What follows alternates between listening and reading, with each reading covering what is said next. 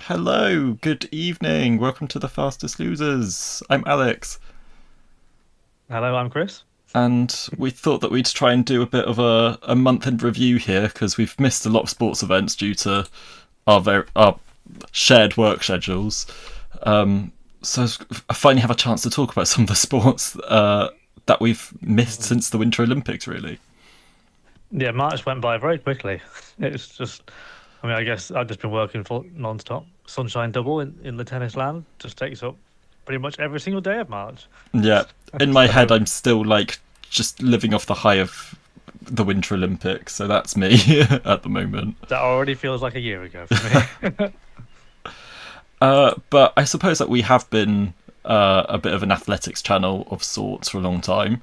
So I guess we might as well start looking back on the World Indoors from Toruń. That was just over a week ago. Yes. Yeah, it was, wasn't it? I'm Yeah, just like, I have no idea.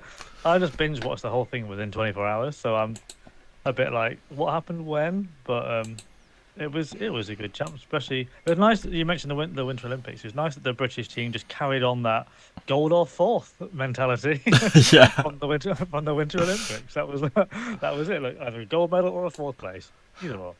I mean, it was a fantastic sort of by that 30-minute period in particular when you had Molly Caudry, Georgia Hunter-Bow, and Keely Hodgkinson all winning gold in such a short space of time, and it was especially for. I mean, obviously, I'd say Keely was the big favourite, but I'd say the other two looked a lot more uncertain, just based on their competitors. Yeah, I think Georgia was the warm favourite. I Mm, wouldn't say she was a red hot favourite, but she still had to get it done. As she said, like last year at the European indoors when she was the favourite again and didn't get it done, didn't even get a medal. So that was kind of what she's like recalibrated what being the favourite is like, and she managed to get it done. And then Josh, yeah, he's always effective, but you still just don't know with him, do you? You still just don't know. Even though you know if he's in shape, you know he can win. But when there's still the likes of Hocker and a few others in there who can also do what he does and win, yeah, that was a nice surprise, that one. yeah, especially over the 3,000 because it doesn't have a direct outdoor equivalent in the Olympics, at Yeah, least. So it's got that higher level of uncertainty.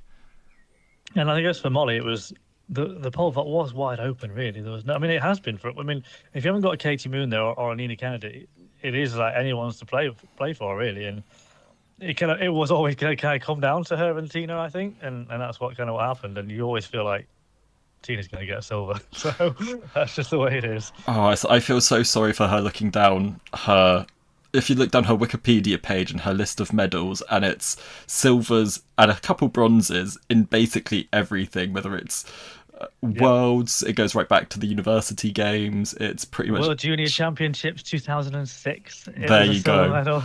It's I was the just, who beat her then? Zhao Yang, the Chinese. There you go. it's the poor woman can't catch a break, and it was one of these moments where it's like, oh, I would like her to get gold, but the sort of Not banal today. nationalism of sport means I want Molly more. Yeah, I know. Yeah, same. But yeah, one day shared gold is always fun. So one Yes. day we'll give it that. And as I mean, what a comeback for Molly as well after that horrid injury at Yeah, World Championships to come back the following World Indoors to win gold. I think the fact she said that on her interview, like she wasn't really expecting to be back in this level of shape. I mean, she thought she hoped she'd be back jumping, but not quite to this level. And I think it was one of the things where the injury was bad, but the body healed itself quicker and like properly than it was expected. So she didn't actually need to do as much rehabbing as she thought. So yeah, that's really good news. Because I wasn't sure we'd even see her this indoors. So the fact that she's already won a world title, it just sets her up nicely for a busy outdoor season. Yeah, I just hope it does translate into some more outdoor success because while she's jumped some great heights outdoors, it's never really turned into the big medals. She's had some poor luck over the last 2 years. Yeah, exactly. Yeah, I mean, when you think back to Glasgow 2 years ago, was kind of the last time she had a good championships, Mm. really. So yeah, and I think I like it when things come full circle. So hopefully this will help her push on. And I mean, for her just getting Commonwealth and European gold to be amazing. If she just did golden sweep this year, wins all three of them, you can't. That'll set her up nicely for the next kind of run up to the next Olympics. Yeah, and she'll have well, a proper home crowd in Birmingham for the Europeans, and then a sort of home crowd in Glasgow for the Commonwealth. So she should be well supported. I guess it's just whether she manages the pressure, but she did it in Glasgow for Yeah, the Worlds. exactly. If you say her name in a Scottish accent, it does sound kind of Scottish. That's true. So, yeah, I'm sure she'll get a lot of support. But other than the British success, any standout moments for you from the World Indoors? Oh gosh, I don't even know where Put to you on the begin. spot there. Yeah, I know. I mean, I've got to go with Cooper Lupton-House. I think I just love the fact he's just because it was obviously last year he had the massive breakthrough, made the US team, and you kind of thought, well done. He'd ran an incredible race at the trials and got his thing, and you kind of knew he wasn't really going to do much at the World Champs because it was not like a flash in the pan, but you felt like it was he had just had a really good day at the trials and no pressure was on him. He's this young kid; he could just run freely, and that's kind of what happened. And at the World Champs, you kind of saw him did okay, didn't disappoint really, but was the expectations were lower. So that's why I love the fact that he's just the next World Championships. It's like, yeah, gold medal. It's like I had that one bit of experience that I required, and now I'm the best. In the world. It's ridiculous. I do wonder what will happen to him, assuming that he goes into the collegiate system, and what that will do for his success. Because I'm sort of worried that it might have a bit of a negative impact there. I don't want him to do it. Yeah. I want him to turn pro immediately, as they say in America. I want him to turn pro now, and then he can just make the money, live his great life, and keep running fast. Absolutely. Although I hated the format of the 400 meters, I did really enjoy seeing Lourdes Gloria Manuel win that gold for the Czech Republic. She's had such an amazing breakthrough season, so it's just really great to see that. And another pretty young athlete, only 20, so it's and it's also nice just to see a black woman having success competing for a country that doesn't have a huge amount of black athletes. Yeah, definitely. Like you say, she deserved it given the whole season's gone and even the round she was running at the champs. And I was pleased that she won. And it was a lovely podium. All the faves are on there. So with Natalia getting the silver, which obviously was great for the home crowd. She's not done a whole lot of indoors, but I loved it. And Clark getting the bronze as well. Even like you say, it was a bit weird how I still don't really love that format. It's a bit frustrating, but ultimately we kind of got the podium we were expecting. Yeah, I'm not a fan because it does sort of seem unfair that it is what race you're drawn in and what your rivals do, that whether you can be dragged to a fast time. It's interesting that yes, it is opening it up to faster times, but it just seems a bit like it's not a sport on time trials. It's a sport about beating the people you're lining up against on the line. Yeah, exactly. It's not you're racing, but you're not. It's half racing, which I don't like. And even the men, in fair play, they're talking about the men's 400 because that was where it was like one was quicker than the other, like convincingly. A lot of people are like, oh, Dream Richards was dragged round to a medal, and it's like, well, I mean, he is a world-class athlete. So, yes, I mean, it wouldn't have been a shock if he was on the podium. Yeah, I mean, he's won the gold in this before, so he's very good at the indoor 400. And he looked thrilled. He looked thrilled with a bronze medal. Yeah, like literally, he was jumping. He was like, he's won the gold. But and then I think, as I mentioned with Cooper Lupton, someone who's like promised so much is Christopher Morales Williams. Like for years now, he's been promising and just kind of flopping. So for him to actually literally grab this competition by the scruff of the neck and dominate it from start to finish and win the gold against like Caleb McRae was another one you kind of was like, is he going to back it up? And they did. So yeah, that was a nice, happy moment for him and for Canada. I enjoyed the Ukrainian double in the high jump. We've got Mahuchik back at the top of her game with over 2 meters, which nothing to sneer at this point in the season. And then Doroshuk in the men's high jump, and a rare medal for Mexico with Eric Portillo. Yeah. Wasn't that only their second ever medal at the World Indoors? Quite possible. First for a man, definitely. I think. Well, I presume I'm saying that aloud. Anna Guevara would be the. I think she was the only other one. Maybe someone on the chat can help us out. But we have on the chat. Lorraine is saying she saw Nina Kennedy made a comeback in Australia at the weekend, so that'll be tough competition for Molly at the Commonwealth. Which, yeah, true. Obviously, the Commonwealth is a ridiculous standard with Liza McCartney and all the Kiwis as well. So, but I'm still back in Molly. And then she doubts that Cooper will do college. I hope that is the case. Yeah, it would. I'd like to see him avoid that path because he does. I think if he does it, he's going to be one of those like really promising young athletes who just burns out by the time they're 21. Yeah, yeah, exactly. What else I enjoyed? I enjoyed the randomness of the men's long jump winner. With obviously, we were expecting this battle between Falani and our favourite Bulgarian, whose name I'm not going to try and pronounce. What, Sarah Um, Boyakov? yeah, there you go. But yeah, Gerson Balde just was like, yeah, don't worry, guys, I'm just going to jump a massive PB and win. It's not just like, oh, he sort of won by everybody else being below their best Yeah. on the day. He did it with a massive 8 meters 46. Yeah, I mean, the fact that Falani even equaled his PB and Yeah. still only got silver. Yeah, that was fun. I enjoyed that.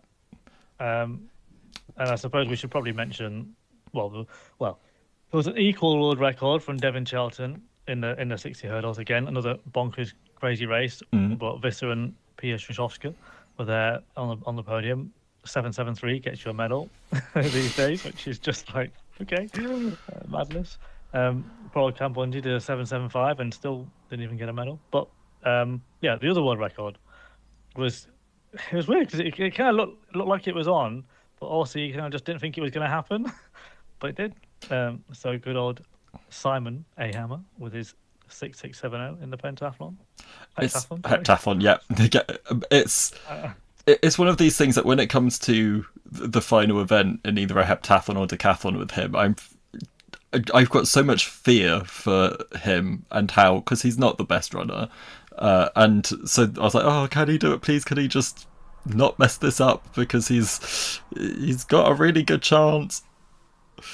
I was more the pole vault for me. I'm like, this is where it usually goes wrong for him in the pole vault. But no, he managed to just. Yeah, it was weird because, like I say, it didn't feel like. I mean, there was good moments in there, but it didn't feel like even his long jump was only an 8.15, which we know is okay. It's great for him, but he kind of just did a good job in everything. If that makes sense, it was that's as it should be, I suppose.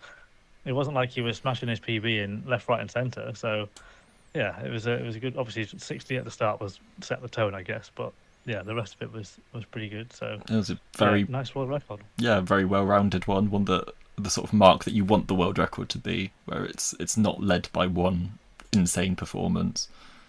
Yeah, exactly, and it stood there for. I mean, that was a 14-year-old world record, so pretty good. Yeah. That's probably one of the older ones these days. I was about to joke, that's older than me. Well, it's nearly as old as Cooper Lupton House. That's true. I was a bit disappointed to see that Mondo didn't go for a world record. I believe it's something to do with a shorter run up on the track that he didn't quite get on with. Yeah. But I would have liked to see him properly give it a go. I mean, he went, obviously, the championship record was he's added 5 centimetres onto that from when he did it in Belgrade.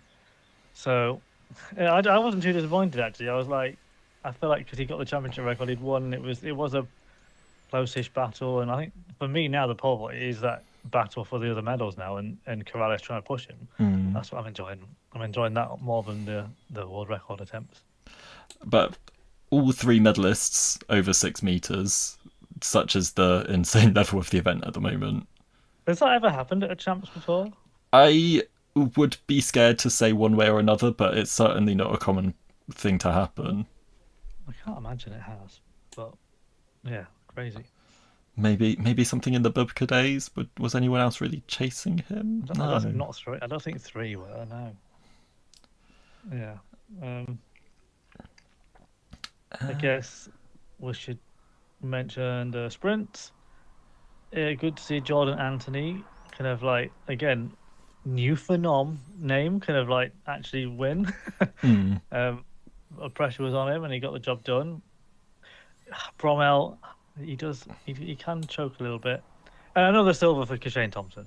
Yes. He's the new Tina with his all the silver medals.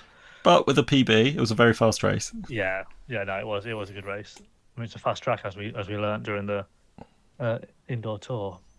And then Zeynep Dosso in the women's 60, great performance Yeah, for I her. guess she probably was expected. We didn't really know what form Julian Alfred was in, but I think that was definitely the one that, yeah, we were we were expecting maybe Dotto to win. But yeah, that was a.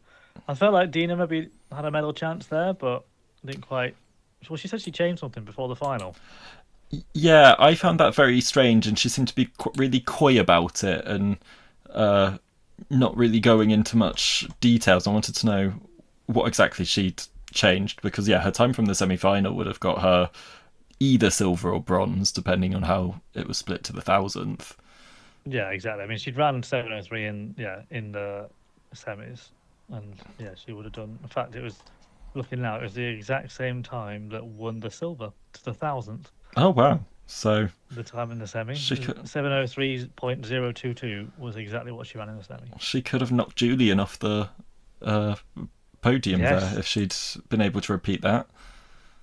I mean still only 400, so it wasn't like a massive far away, but yeah, it's still a good. It's still been good to see her do an indoor champs. It's been 10 years. I Yes, love to see it. I I I do wonder sort of a lot of the logic of why she's shied away from it a bit because I think that she could have won Oh quite a yeah, few medals on a lot of them on home soil if she'd shown up to a few more. I agree. I mean, we said that her start has always been one of her strengths, and she's always been good at the 60. So yeah, I never quite understood it, but yeah, she did it. And then she, in the one of the shocks of the champs, turned up in the 4x4 relay. And I think she was about as surprised as everybody else was, to be honest. I loved it though. I mean, let's just take a moment to appreciate the fact we had Keely Hodgkinson and Dina Asher Smith on the same 4x4 relay It's team, like two yeah, of our greatest ever athletes on the same team. and Keely's leg in particular was fantastic. I think she had the fastest leg of anybody. She Um, did. I it's think, and Dina was in the top 10, I think.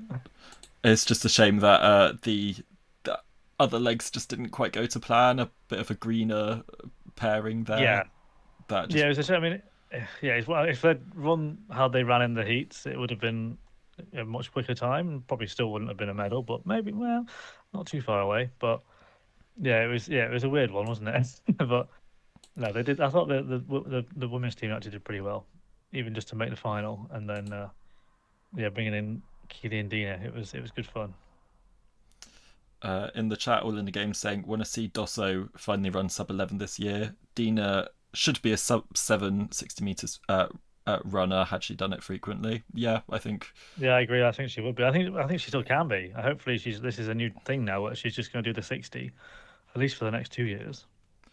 And also going back to the pole vault, it said that 6 men over 6 meters in the pole vault is crazy. The event's on fire. It is. It really is. Um, Anything else you want to add about the world indoors before we talk about other sports? No, it was good. Yeah, I enjoyed it. It's always a good champs indoors. It's quick and fast, and I think the polls looked like it was quite well attended, and yeah, it was a good atmosphere. Yeah, it looks like a fantastic arena. It looks like it's really been built with athletics as the core use, just with the configuration of the seats. And I really wish I could have gone. I know, me too. Where's the next one? It's going to be in India, Oh, okay, I won't be doing that one either and then. yeah, they awarded it just the other week, and it's not a city I've heard of. It's called uh, Bhubaneswar, and from what I've seen of the images of the arena, it's only got about 1,000 seats or so. It looks very much like the track looks like very high quality. It looks like a very small sort of kind of municipal, almost like training venue. Interesting. So Oh well. I'd like this to be one of these sort of big moments in getting India more involved in global athletics, but also I'm not sure it will be if it's such a small Yeah. venue. Oh well. But European indoors in Valencia next year. That sounds Yes, nice. yes, that'll be. But that's another one in a velodrome. I know some people aren't a Oh fan of yeah. that. Yeah. But moving on, well, you're just back from Miami. You've been at the tennis. Do you want to fill us in on what's been going on there? Yeah, well, a bit, I guess, historic week, I guess, or historic month, because we've had only the fourth time in history that the Sunshine Double has been won by the same man and woman in the same year. Mm. Is we had, I think it was Steffi Graf and maybe Michael Chang in the 90s, like 94. And then it was definitely Federer and Kim Clijsters did the double in 2005, and then we had Djokovic and Azarenka do it in 2016. So it's been 10 years since that happened, and then Jannik Sinner and Arina Sabalenka did the Sunshine Double this time, which is it's quite rare in tennis. So not many have done it anyway. So to have those two do it at the same time in the same places was nice. Uh, Um, yeah, New Alcaraz Wells was having a bit of a shocker, didn't he? um, yeah, I guess I don't know. It's one of those things where I don't know if he was that bothered. I know that sounds a bit weird. I think he's learning to like peak when it matters. And he's won both these titles before. I don't think he's not he's done Australia was the goal for him this year. That was the one he was missing. Mm. Done that. Thank you very much. Tick that box. And then yeah, I think he was yeah, I guess I don't know, I guess the loss in Miami was an interesting one because he lost to Seb Corder, but Corder's had a good start to the year, so maybe not too much of a shot. Well, it's really funny because Seb Corder's coach is Ryan Harrison, who I work with on Sky Sports, and we were chatting literally the day before the match. I was like, "What's your tactics? How are you going to beat Alcaraz?" He was like, "I don't know. We don't know. He doesn't have any weaknesses." I was like, "Just get in his head." That's what I was saying. Get in his head. But I don't know what happened. But I think he just played a good match, and Alcaraz maybe was a little bit not bothered. Yeah. I'm not too worried about him. So he'll peak when it matters, especially with Madrid coming up next for the big ones. Um, and then, yeah, I mean, Indian Wells as a tournament was probably one of the best tennis tournaments we've had. With the 1,000 level, it was probably better than the whole of the Australian Open. It was just lots of upsets, lots of great matches, long matches, dramatic. I mean, the women's final was incredible. It literally went to 6-all in the third set tie break, so it couldn't have gone any longer really. And then Rebecca had a match point. And Sabalenka just played the most incredible point to literally if all or nothing kind of Hail Mary shot and managed to save the championship point and then had her own and took it. So that was a great match. And Miami was a bit more of a damp squib, mainly because of the rain. I was thinking I was going to have a great time in Miami and it rained pretty much the whole time. I mean, we had It was some lovely weather in the UK while you were I gone. know. It was so annoying. I was getting everyone at home. I was like, oh, what is the hottest day of the year? 21 degrees. And I was like, yep, it's about 18 here when it's raining. So not quite the same. But no, it was good fun. Yeah, I think yeah, it was an okay tournament, but it was just not as good as Indian Wells. But then Indian Wells had the opposite. That was too hot. The last weekend it was like in the 40s. So that was a bit too hot. So I'm quite pleased I wasn't there. But then Miami did get warmer for the second week. Although the men's final was delayed by rain yesterday, so they just managed to get it done last night. But, Did you run into Shakira this time? didn't see Shakira this time. I Uh, think because I was only there for the first week. All the celebs turn up for the second week. Although John Bon Jovi was there again, but I randomly kind of met him last time. Well, I didn't speak to him, but I was stood in a conversation with him. oh, okay. Basically, I was with Martina Navratilova, and we were just walking back to our little sky cabin, and John Bon Jovi was like, "Hey, Martina," and she was like, "Hey, John," and I was just stood there like, "Hi, you don't know me." I didn't say anything. I just stood there like awkwardly, I thinking it's John Bon Jovi. I love the way in that you sort of it starts off as this humble sort of how I met a celebrity story, and then you just name drop Martina Well, Navratilova in yeah. there. Yes, yeah, I guess, yeah, it's weird. Yeah, working together, I suppose, is different, but yeah. All in the game in the chat has said, "Well, we'll just go back to the athletics. Good to see Doctor challenge Hall for the pentathlon. Yes, that was a good kind of surprise in the athletics. And then will Novak get his elusive 25th slam before he retires? I mean, Alcaraz and Sinner haven't lost the Grand Slam between them for about over 2 years now, so it's not looking likely. But he gave a good shot of it in Australia, making the finals and beating one of them. But the challenge is always him beating two of them, and he kind of needs the stars to align for him to have a nice route there because he's knackered by the time he plays them. Whereas in Australia this year, he had a retirement against him, he had a walkover against him, so he was kind of fresh. So he was able to beat one of them, but then Alcaraz was obviously like, I need to complete the set, so he kind of just got that win. But I think Wimbledon's probably his best chance because he's always been good on grass. Won loads of titles there. I mean, Alcaraz has won it twice and Sinner's won it once, but I still feel like for both of them, it's their weakest surface. So, whereas Djokovic, you'd say it's arguably his best now. So, yeah, that's his shot if he's going to do it. It needs to be at Wimbledon. And then while you've been big on the tennis, I'm still on a bit of a winter sports kick.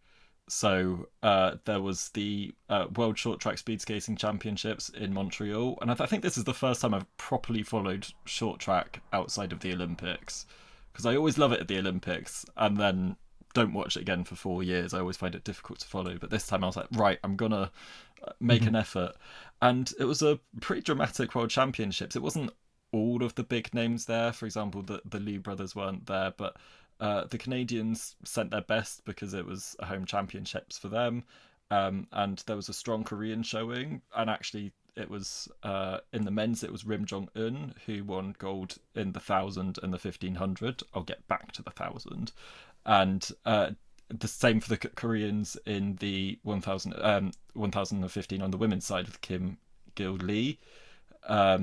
Italy backed up their mixed relay medal from the or mixed relay gold from the Olympics, so it wasn't just a flash in the pan driven by partisan support.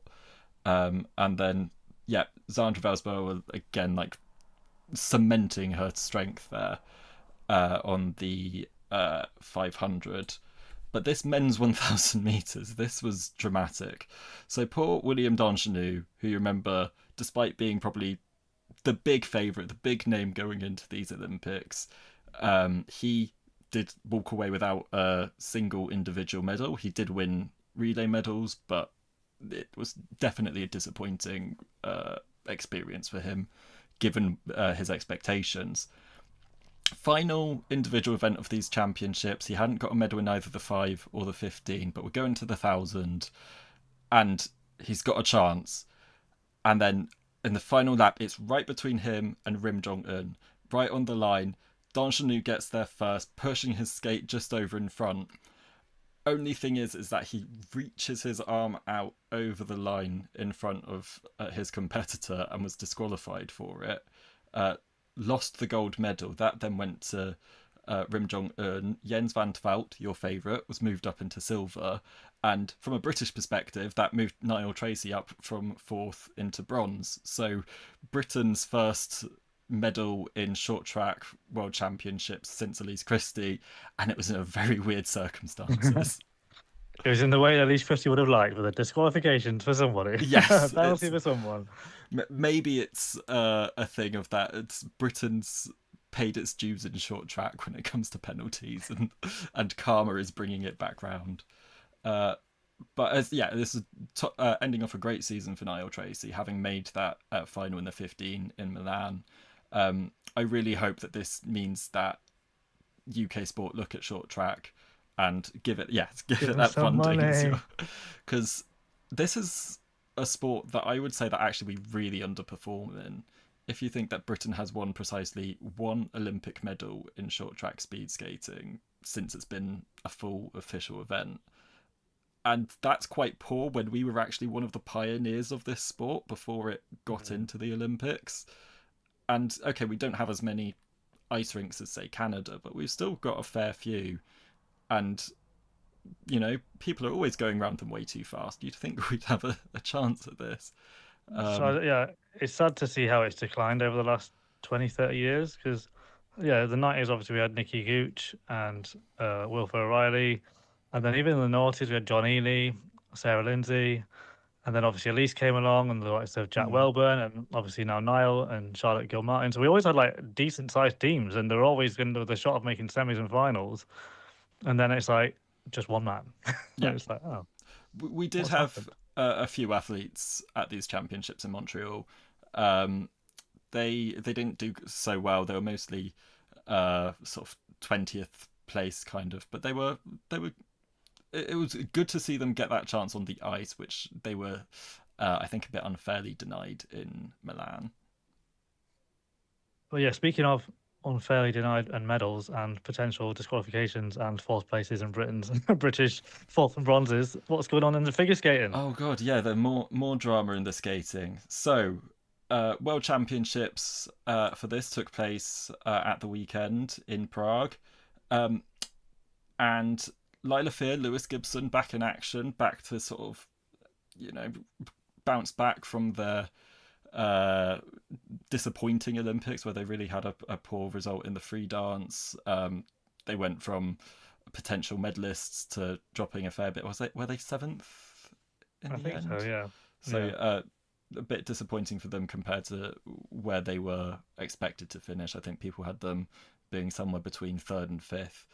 At these championships, they had what looked like a really fantastic free dance. It looked, to my eyes, about as well skated as it could have been. But at the end of their routine, they got a 2 point penalty, and it's not been explicitly said what this 2 point penalty was for. It's believed that it's something to do with Lewis's arms being stretched too far in one of the lifts, that because there's lots of rules about lifts in ice dancing so that it doesn't become too close to pair skating, and something to do with his arms being too outstretched is what is believed to be the reason that they were docked these 2 points. But it's not been explicitly said, which seems dreadful that you can walk away and say that we're Yeah. going to deny you these 2 points and we won't say why.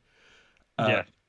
But what's even worse is that they would have been in third were it not for that, and instead it moved an American pairing, Amelia Zingas and Vadim Kolesnik, into third. And it's like, did they deserve that medal? I'm not really sure they did. I think Was there a big gap between, even with obviously it was obviously more than less than 2 points, I guess, but were they was it like a decent enough gap? so the final total, the Americans had 209.20 and the Brits 208.98. Oh So yeah, so yeah, so it it was was very, very literally close. even if they'd gotten 1.5 points, they'd have still had a medal. Yeah. Okay. But yeah, Fournier Baudry and Cizeron backed up their Olympic gold there with another world title, and the Canadians, Piper Gill and Paul Poirier, getting the silver. I'd also like to shout out the British German pair representing Spain, Olivia Smart and Tim Dieck. They had the second highest score in the free dance of all the teams. They finished fifth overall, Wow. but to get the second highest score in that, it's like, maybe they've got uh, uh, space to go up. Yeah, definitely. Um, Lorraine said on the chat, so annoyed for Lilah and Lewis. They had a great redemption skate. The lift is the same that they've been doing all season. The penalty was bullshit. yes, it's. I have to be honest. I didn't watch this live. I caught it and I'd seen the results and saw that there was a penalty, and I assumed it was, they'd had a fall or whatever. They were deducted points for that, and then watched it and I was shocked. Like, that was like Yeah. no obvious conspicuous mistakes, and wow, figure skating Yeah. is a sport I do not understand very well. Yeah. Lorraine has said they they said his arms were locked out, which is not clear to her. Looks like a bullshit VAR decision where they have found someone half a millimeter offside and disallowed a goal. Yeah, that's the kind of comparison, I guess. Mm, Yeah, that is. It is. When it's one that's dubious like that, it's why? What are you doing? yeah, Doesn't make a difference. but while they didn't get the redemption they wanted, Ilya Malinin did get some redemption. He's back on top after that nightmare skate in Milan. Um, I think Kaori Sakamoto of Japan, having retired, won the gold medal. She made this her final skate, so that's a really nice way to see it out with a world title. And Yeah. in the pairs, it was the Germans, Minerva Fabian Hasse and Nikita Volodin. They were, remind me where they were at the Olympics. They were the bronze medalists at the Olympics, so they've moved up into gold. That's the fun thing I like about these post Olympic World Championships, is that you do sort of get different people at the top. It depends who's shown up, so it becomes that bit more unpredictable. Hmm. Yeah, I guess were all the big names there? Was it still the same people as at the Olympics? It was a bit mixed. I think much like the short track, it's some people just don't bother. They kick their feet up for the rest of the season, go on holiday somewhere Yeah. warm. Yeah. But while we're discussing winter sports, do you want to discuss the Paralympics? Yes. Yeah. I mean, I guess I saw a decent chunk of it. I watched the highlight show every night and saw some of it live, but I didn't see the British medal live because they didn't show it live, and it still annoys me. I think it was live on YouTube, but I'm like, I was watching. I just off the television. I thought, although they're not going to miss this live medal. Yeah, well, they did. So Yeah, I sort of gave up on Channel 4's live TV coverage because they were never live. Like, even from the start of an event, they would be about 4 or 5 minutes behind. I guess they made the decision that because of advert breaks, they'd have a lot to catch up on, so they didn't bother. But I was like, no, I want to watch this live. So I went onto the Channel 4 Paralympics channel on YouTube. And while I didn't like the commentary so much there, I was like, I want to see this happen. So I did see Neil Simpson's gold live. Well, not gold, silver, forgive me. But it was, yeah, not necessarily the way that I wanted it to. And I think this is a bit of a case of Channel 4 sometimes get away with a fair few sins in their Paralympics coverage. And I think a lot of people do it on the basis that it's like, oh, isn't it nice that they show the Paralympics? And yeah, they actually, the quality varies in different places. yeah, it was a mixed bag. But I still don't understand why. Yeah, I understand why they're doing some bits on like delayed, but you know when you've got a British medal chance, you ignore everything else and you park that and show it later. Mm, And that's, I mean, everyone criticizes the BBC's Olympic coverage because now they've only got like two channels they can show at once, and it's a smaller like deal, restrictive deal in terms of live of coverage. But they never miss a live medal. They know when to bounce around, and if they have missed one, it's because they're showing two other medals at the same time. So they do give you an overall picture, and it is kind of live. And some bits are off tape, but usually the big key moments are live, and that's kind of what you want. So yeah, disappointing. yeah, I mean, yeah, good time to like shout out. I think the BBC's coverage at the Winter Olympics was pretty much flawless, especially given that they were restricted in that way. I think we sometimes forget to shout out the really good coverage, but I think Yeah, that in Milan-Cortina, I didn't really have any notes. yeah, I agree. It was mostly all live. Yeah, but it was yeah. Channel 4's coverage was a little bit lacking when you've only got minimal live sport to show as well. Yeah, It's not like there's like loads of events, is there? There's only what six Paralympic sports, so yeah, yeah. But yeah, a bit of a disappointing games for Britain with just that one silver, and it ends our run of consecutive Paralympics of getting at least one, well, a single gold in the last three. yeah, I think it does sort of raise an interesting question that all of our strength recently has been in visually impaired alpine skiing. And I don't have a good explanation as to why that is, but it has concerned me a bit that we've not really had that strength transferring into not even other sports, just other disciplines. It hasn't mm, really gone through other disciplines within alpine skiing. So it'll be interesting to see where the British Paralympic uh, Association sort of what their takeaways from this are and how that changes into the next Olympics. I know that we do have curlers who are occasionally competitive, but they weren't quite up there for these games. yeah. I felt sorry for the mixed pair. They were just very very unlucky to not make it through at the bitter end, really, and Mm, yeah, it was a shame because I think they would have maybe got a medal there, but. Yeah, I mean, like you say, we know what curling's like. It's still a bit of a lottery, yeah, even if you are the best team in the world.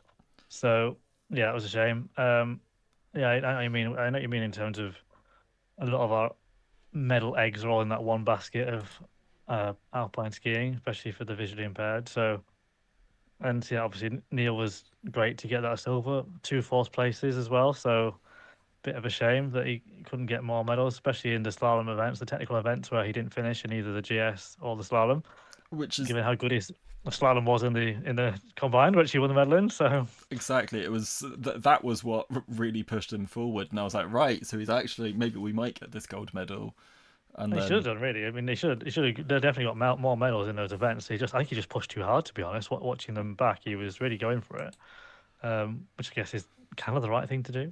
yeah, Um, I prefer to lose it that way, knowing that he was giving it yeah. his absolute all. And obviously, it was a shame for Menna Fitzpatrick, who'd been injured and was like basically was told probably not to go and have an operation and get it sorted.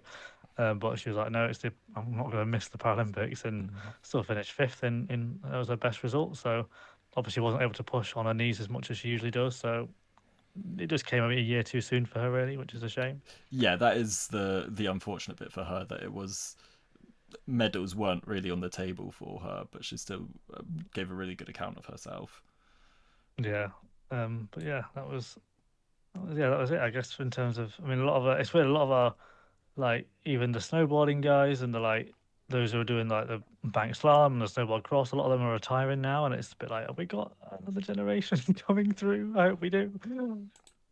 But there were still some interesting stories internationally from the Paralympics. We had, speaking of snowboarding, and Manuel Parathona, who was an Olympian in snowboarding, had competed for Italy at the Olympics before, but got an injury shortly before the 2022 Olympics. He then moved into Paralympic snowboarding and walked away with two golds. So he falls into one of these that small club of people who've competed at the Olympics and Paralympics and did it with two gold medals.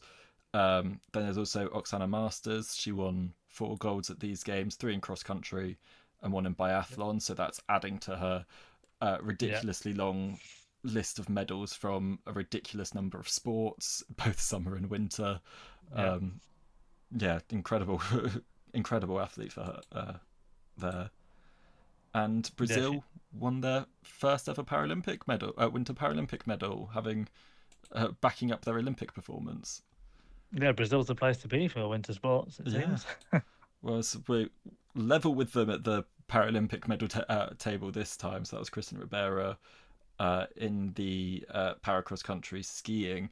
I actually remember when we did our preview of the Paralympics for 22 that I'd put him down as a potential medalist, and then I think he crashed out in the semi-finals. But this time it's like, yeah, he's proved me right 4 years later. Um, yeah, Louise's got some messages in the chat saying she enjoyed the hockey that she saw on YouTube because Channel 4 weren't that bothered showing it. Which again, that is one of the best events for sure in the Winter Paralympics, and Mm. yeah, it didn't feel like Channel 4 gave it much coverage at all. And we should be saying we should be doing better in the curling. Yeah, we should be. It's curling, but yeah, I think that's again, it is a bit of a lottery, so I don't mind that too much. And yeah, she's right. Winter Paralympics we need to like do some work on getting more sports involved. Yeah, made a good point. They want it to be competitive across a number of countries, but they only added curling and snowboarding this century. So yeah, Yeah. what other winter sports could they look So at bringing in? bobsleigh is campaigning for it, but I think that there's something like they've. I think there's something like maybe like 2 countries short of the number of countries that it's participated in to get into the Paralympics. They're across enough continents. But it does annoy me because I'm like, well, if you put it in the Paralympics, and more countries would Yeah, actually bother. But then because it's not a Paralympic event, it's just this bit behind. The IPC president Andrew Parsons was asked this by Channel 4 on this subject, and he was saying that they're also in discussions with skating, which is a good point because there is not a single skating event in the Paralympics, which is bizarre when probably internationally it is the most accessible in terms of going to an ice rink. yeah. I So know that Steph Reed's trying to get that sorted through because she did dancing on ice here in the UK and did pretty well. Was really good at it. She's carried on. She's been having loads of lessons, and she was part of the Canadian Channel TV's coverage of mm, the Winter Paralympics, and I think she's pushing like to do it because it's like you can, it's doable. Like you say, we have ice skating rinks and a lot of people with blades can skate. And yeah, I agree. I think that's the one that they can absolutely look at getting in. And that and bobsleigh with the transition of some people from athletics. We've seen that in the Winter Olympics. I don't see why we can't have that. Someone like a Jason Smith, as a pusher in a bobsleigh. Exactly. And then, to be honest, I'd also like to see more, particularly in curling. It kind of annoys me that we've only got wheelchair curling and that we don't have it for people with, say, limb differences or visual impairment. I think that would be an extra level to actually make the Winter Paralympics catch up with the Summer Paralympics if it was covering more disabilities, because at the moment it does seem to be that sort of concept of disability, of that sort of blue wheelchair symbol that you use for parking spaces, just rather than actually a multitude of various impairments that cover disability. Yeah, I mean, it's the same even in tennis. Obviously, everyone's like, "Oh, you've got wheelchair tennis." It's like, yeah, but then Adam Hill's the comedian. He's trying to push para standing tennis, and again, I'm like, why is this not a thing? They had an exhibition for it at the US Open last year, and I watched it because I was filming with Adam, and it was, yeah, it was Another name drop. The quality of the tennis was ridiculous. I was like, this, why why are we not watching this? It was just great. Some of the rallies were going on for ages, and again, it's just some people maybe who doesn't, prosthetic leg, prosthetic limbs. It's a mixture of abilities. Like, they're all kind of merged, because ultimately tennis is quite a good leveler, because you can still be, you can still be really fit and agile, but if you can't hit the ball, you can't hit the ball. So it's kind of, that does level it a little bit. So he's really trying to push for that, and I think there's talk of them. He said this is his word, obviously, because he's Australian. He was like, he wants it in the Summer Paralympics in 2032. So he's like, I think he just wants to be a Paralympian. I think is what we've established here. Because his doubles partner was his like 18-year-old who was like amazing. I was like, okay, you've chosen well. I know that he's also a really big fan of disability rugby league, and he's been very much involved with that. Pairs or ice. Lorraine says in the chat, pairs or ice dance with one visually impaired skater would be great. Yeah, it's possible. Yeah. There's no reason why. Yeah, exactly. I mean, we have guides in they get medals in the skiing, and even the bobsleigh. Yeah, why not have a pusher who's visually impaired and then have the driver who's not?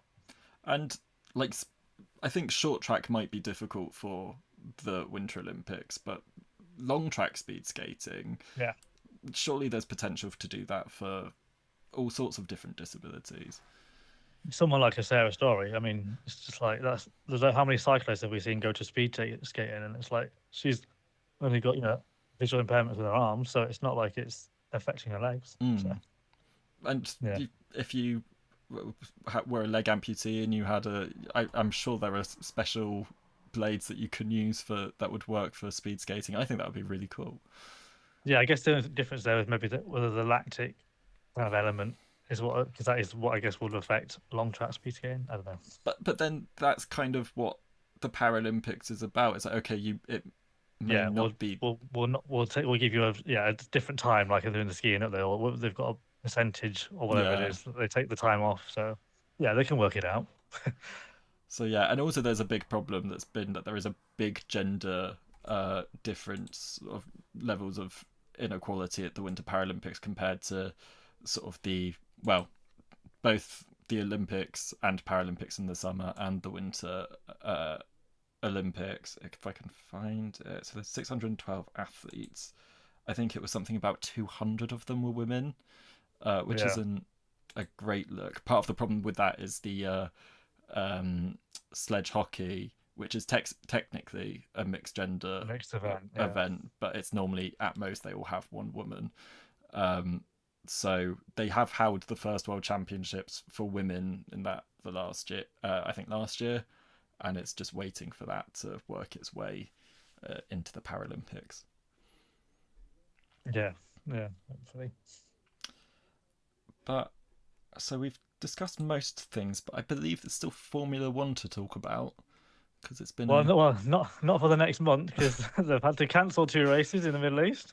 So they're having a month off, which is a bit random. But yeah, obviously, yeah, first three races have happened, and new regulations have been the talk of the town, obviously, because it's the biggest change in regulations in a long, long time in Formula One. So and it's rattled some drivers. Max Verstappen is very, very much not happy with it. Apparently, considering his future within the sport, etc., etc. Some of them, obviously, Mercedes are loving it because they're winning everything again. So basically, they've just changed the cars to kind of be run on 50% engine and 50% battery. So it's kind of counterintuitive for a lot of these drivers who've learned to like push around fast corners and like push on the straights and stuff, and then now they're having to like save power, like decelerate and like save the charge the battery, and it's all about when you use your battery at the right time. And Almost like a nitro honestly, boost in a video game kind of thing. well, I mean, yeah, that is what Verstappen has said. It's basically just Mario Kart now, and he's not happy with it, which I can I kind of mean, get. But if it were Mario Kart, I would watch it.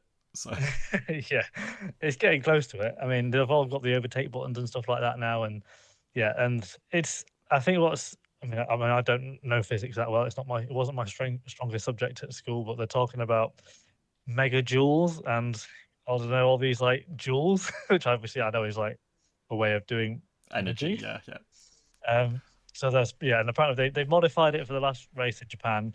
So the qualifying was a little bit less because even qualifying, they're saying we're not pushing. We're normally just pushing, and now we're having to think: do I ease off here and push there so I can use my boost and use my power? And it's different with having to learn a different way of driving, if that makes sense. Because I'm thinking more than just about driving. They have to think about when you can save your bit. And there's lots. I do like the fact that F1's always been good at adding variables in rather than just racing. It's strategy and it's tires and it's like pacing yourself, and it's not just about who's the fastest in that given lap. But they're just maybe taking it too far. And I think there's going to be a little bit of resistance. I think over the next month we might see a few changes announced to make it a little bit more about the driving again and overtaking, because there's obviously been so many overtakes now because everyone's pressing all these buttons, and what was the DRS flaps on the back of the wings are like opening all the time now because they don't have a limit on that. So there's been, I think in the Australian Grand Prix there was like 4 times the number of overtakes compared to last year, Wow. which is a bit much, especially on the first lap when they're just like chopping and changing. And yeah, it's been interesting. It has made it fun in one way, but equally you are a bit like, is it a bit silly now? But I mean, Mercedes have obviously got it right. They're winning at the moment. Ferrari have taken a step up as well. They're kind of the second best team, and then McLaren have dropped to third, and Red Bull kind of fourth. Yeah, it's going to be an interesting season how it pans out. But usually by the time we get to the summer, other teams are caught up, and I think it will be a bit more of a level playing field. And then Antonelli is the youngest ever person to be leading the championship, if I'm not mistaken. Yeah, correct. Second youngest winner in Formula One behind Max Verstappen, and now yeah, he won. He won in China. That was his first ever win in Formula One, first ever pole position as well, and then backed it up with in Japan, where he did get a little bit lucky. There was a safety car. George Russell was leading, kind of thing, and well, him and Piastri were leading, and then safety car happened after they'd been into the pits, and then Anthony kind of got a free pit stop and ended up winning. But yeah, he's the youngest. I mean, it's mad that somebody born in 2006 is leading the Formula One World Championships, especially because he couldn't even drink the alcohol, the champagne on the podium in Japan. He had to have sparkling water, and the rest of them had champagne. But yeah, it's nice. He's fun. He's a good guy, and I think he does bring a lot of fun to the sport. But at the same time, yeah, you just like, you're so young, especially for Alonso last won a world title in 2006. So, and he's next to him on the grid, and it's just like, oh wow, you definitely are different generations. But yeah, it's been an interesting start, and I think now we've got a month of hopefully of development for a lot of the teams who are struggling, and then a few tweaks to the rules. And by the time we get to Miami, interestingly, where I was the other week on that exact circuit, it should be a little bit more interesting, hopefully. Where you were in a tennis stadium inside an NFL stadium inside an F1 track. Yes, exactly. That's Miami Gardens for you. But do you think they'll benefit from having this unexpected break more than they would have done to continue racing and get a sense of how it's working and maybe adjust based on that? It's a mixture of the two. I think it's always good for them to actually just kind of like stop racing and get into the factories and look at things. So, but then they don't really get a chance to test. So it was interesting actually. The Williams team have struggled a lot this year. Alex Albon, after he was having a rough race in Japan yesterday, they just kind of like brought him into the pits a couple of times and just sent him out on like training laps effectively to try and test a few things out because they're like, this might be our last chance to kind of test a few things for a month. So yeah, hopefully they'll be able to work on that in the factory, and then we'll see. Maybe by the time we get to June time, we'll see if anything's worked or not. Yeah, so hopefully by Monaco, oh, that's not an overtaker's track, really, is it? So that'll be, Well, if there's ever going to be a year for it overtaking, it will be this year yeah. with all the boosts and stuff.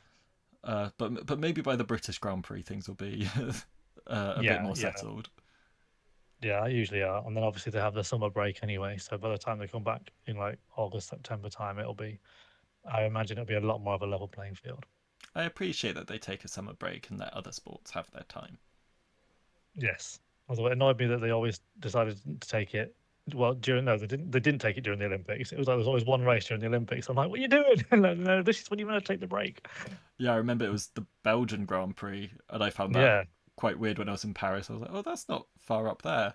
And I was like, their yeah. weather's awful. Our weather's fine here. It's, it always rains at the Belgian Grand Prix, as I found out. As I found out last year. Lorraine just said on the chat, is the Doha Diamond League going to be cancelled or replaced? Maybe Gateshead in any May for shits and giggles, basically. I did get an email through from the Diamond League at the moment saying that it's still going ahead, and they said that the date that they would make a final decision by would be a month before the Diamond League, which would be the 7th or 8th of April. Yeah, literally. But yeah, next week. I think that's very much wishful thinking. They're going to have to monitor it every day until it would be due to happen. I also can't imagine many athletes would want to go with the fuss of traveling to the Middle East at the moment, and b, Yeah. potentially taking their lives in their hands given the nature of the situation. It was a very bizarre statement when they said like, "Oh, we're still planning to do it, but we'll let you know again. We'll let you know properly in about 10 days' time." It's like, well, nothing's going to change in the next 10 days, really. Yeah. That's going to make you want to say yes, we'll do it. So they should have just either not released a statement or just cancelled it. So, but yeah, I do think it will not happen, and whether they'll replace it with another one, I'm not sure. They will. F1 haven't. F1 are just like, no, we'll just take the hit. So maybe they don't need to start it there. I mean, China's obviously only a week later anyway, if they did want to do that. And World Relays is the week before, so more Oh, people might do that instead. So I imagine that getting to Botswana would be a pain at the moment, because I think a lot of the yeah, flights to Africa you have to go via somewhere in the Middle East. yes, but we'll see. We'll see what We'll see. happens. All in the game asking if we saw the band whereabouts for Oriana Lazrak class. We have, yes, yeah, another whereabouts one. Like I said, as you mentioned, to go with Alicia Newman and Fred Curley, etc. Yeah, they are getting a lot on the whereabouts these days, aren't they? It's Yeah. becoming the latest trend. But I think did she have? I think she had some issue with some sort of parasites or something in her body, and there was some medical thing. But I don't know if that. I'm not saying that was a reason. I don't know. She might just not have been turning up for a test. Who knows? But yeah, Oh, and going back to the discussion about the Doha Diamond League, Lorraine making the point that athletes would be travelling against the advice of their governments in many cases. yeah, So yeah, it would be interesting to see who would show up. To be honest, if it were to go ahead, I imagine it would largely be African athletes and yeah, yeah, and local athletes really. yeah. But no, I can't. Yeah, I can't see it happening. So we'll find out in about a week's time. And then, well, I feel like they're going to insist that it's still going ahead, and I won't believe them. I will not believe it until that music starts on my TV. Yeah, true. But yeah, that's been March. Yes. Yeah, April's got a mix of, well, April's usually a kind of fairly quiet month. I guess we've got the boat race on the weekend. Boat race, Always yeah. fun. Grand National weekend after. No F1, as we mentioned. British swimming champs. And then the marathons obviously start with Boston and London. London, the big one, last Sunday in April. Glad I'm not doing it this year. I'm going to go watch, though. I'm going to go actually watch and cheer some people on. So. And then there's also the start, well, what was scheduled to be the start of the Triathlon World Series in Uzbekistan. I don't know how that would be affected. I know it's a bit further away from that sort of Gulf region, but I don't know. I haven't seen a statement on that, so we'll see if that's going to happen or not. But yeah, quieter month in April, but still plenty to watch. Still plenty to watch, and then it'll get to May, and the summer sports season will really start getting into gear. Yeah, and that's when it kicks off. Absolutely. But yeah, thank you all for joining and for joining in the discussion in the chat. Yes, and I'm sure we'll be back again at some point doing some more chats. Yes, we'll see if we can make this a more regular thing, but we'll find out. Yes. But for now, thanks for joining. Bye. Bye.